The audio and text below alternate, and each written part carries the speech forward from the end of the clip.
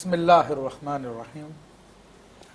راستے کے حقوق کی گفتگو سے پہلے یہ ARYQ TV کے ذریعے سے میں پوری دنیا کے انسانوں کی توجہ اس بات کی جانب دلانا چاہوں گا کہ دنیا میں صرف اسلام واحد دین ہے جو تمام مخلوقات کے حقوق بیان کرتا ہے۔ بالکل ہر شے کا حق بیان کرتا ہے۔ جی کہنے کو دنیا میں بہت سارے مذاہب ہیں اور اس وقت بھی دنیا میں مختلف مقامات پہ بڑی بڑی انٹرنیشنل مجالس ہیں جہاں پہ بیٹھ کے حقوق کا تعین کیا جاتا ہے۔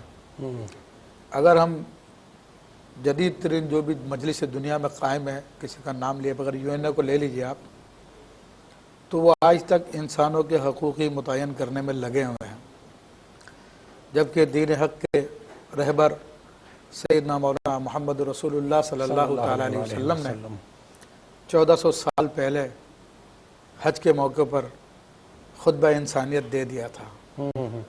انسانوں کے کیا حقوق ہیں وہ بتا دیے تھے، اور صرف وہی نہیں بلکہ جانوروں کے اور بے جان کے حقوق، انسان کی پیدائش سے پہلے انسان کے مرنے کے بعد کے حقوق، یہ جتنی تفصیل کے ساتھ اسلام میں موجود ہے تو دنیا کے دیگر مذاہب میں تو ان کا کوئی ذکر ہی نہیں ہے۔ بالکل صحیح۔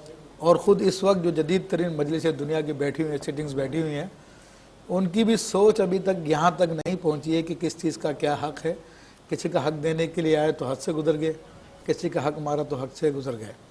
لیکن اسلام نے ہر چیز کا حق بیان کیا۔ جیسے اب راستے کی آپ نے بات کی تو نبی کریم صلی اللہ تعالی وسلم کی متعدد احادیث ہیں جن میں نبی کریم صلی اللہ تعالی علیہ وسلم نے واضح لفظوں میں راستے کے حقوق بیان فرمائے۔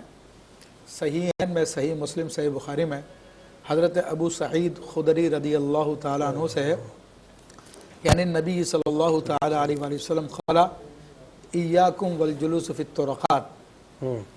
اب صحابہ سے ارشاد فرمایا کہ میرے صحابہ تم راستے میں بیٹھنے سے بچو۔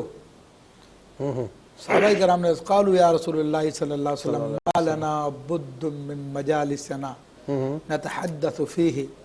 یا رسول اللہ صلی اللہ علیہ وسلم ان مجلسوں کے بغیر، راستے میں بیٹھنے کے بغیر کوئی چارہ کار ہی نہیں ہے، اور ہم تو اس میں بیٹھ کر اپنے ضرورت کی باتیں، دین کی باتیں یا اپنے دنیا کی مصلحت کی باتیں کرتے ہیں۔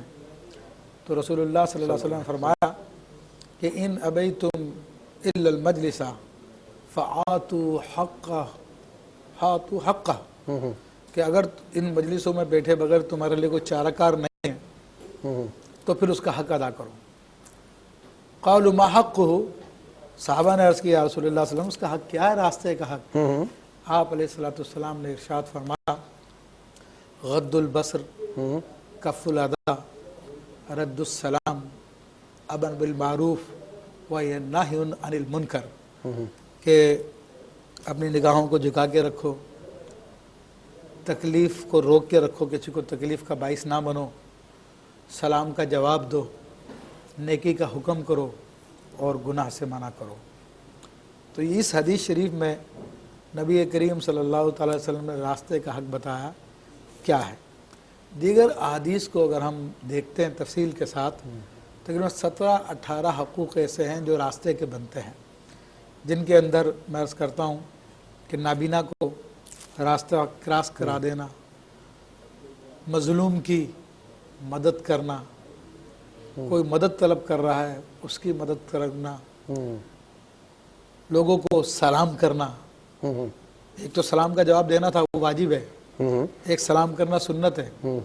پھر اسی طرح نبی علیہ السلام کے بعض حدیث میں اس کے علاوہ بھی حقوق بیان ہوئے کہ جس میں کسی کی یعنی تکلیف دہ چیز کو راستے سے ہٹا دینا۔ باقاعدہ حدیث میں آیا کہ الایمان بضع و سبعون شعبہ، ایمان کی 72 سے زیادہ شاخیں ہیں، 70 سے زیادہ شاخیں ہیں۔